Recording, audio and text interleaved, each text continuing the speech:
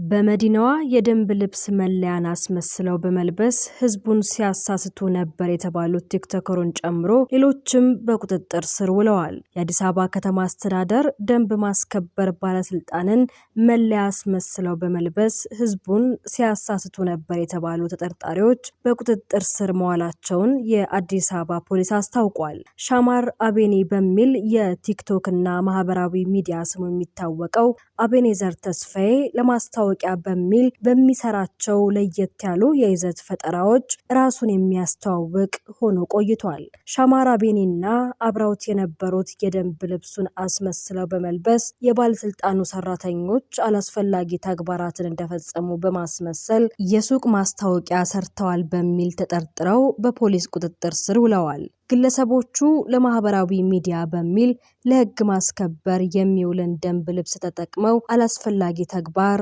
ሰርተዋል ተብሏል።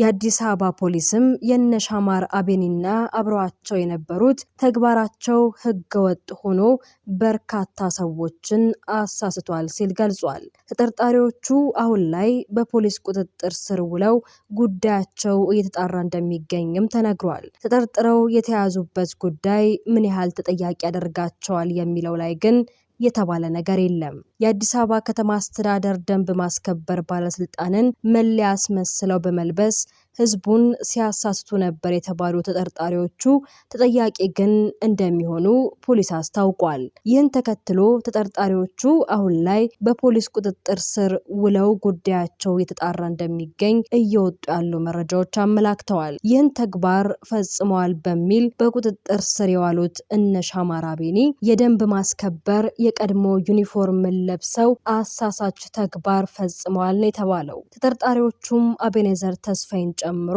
ሸጋው ጫን ያንለይ፣ መሐመድ ሐምዛ ያሲንና ጌትነት ደምለው ዳምጤ የተባሉ ግለሰቦች ናቸው። ፖሊስ ለጉዳዩ በሰጠው ማብራሪያም ተጠርጣሪዎቹ በጎዳና ንግድ ላይ የሚተዳደሩ ግለሰቦችን ንብረት በመበተንና በመደብደብ የባለስልጣኑን ገጽታ በሚያንቋሽሽ መልኩ ሐሰተኛ ቪዲዮ አዘጋጅተው በቲክቶክ ማሰራጨታቸውን አስረድቷል። በተቋሙና በሰራተኞቹ ላይ እንዲሁም በህዝብ ዘንድ አሉታዊ ስሜት እንዲፈጠር አስበው የተቋሙን የቀድሞ የደንብ ልብስ የሚመስል አዘጋጅተው ድርጊቱን ፈጽመዋል በሚል ፖሊስ ጠርጥሮ ይዟቸዋል። በቂርቆስ ክፍለ ከተማ ወረዳ 10 ልዩ ቦታው ደብረ ወርቅ ህንፃ አካባቢ የአዲስ አበባ ደንብ ማስከበር ባለስልጣን የደንብ ልብስ የሚመስል በማሰፋት የፈጸሙት ድርጊት በህግ የሚያስጠይቅ በመሆኑ በቁጥጥር ስር መዋላቸውን ፖሊስ ጨምሮ ገልጿል። ሐሰተኛ መረጃ ማሰራጨት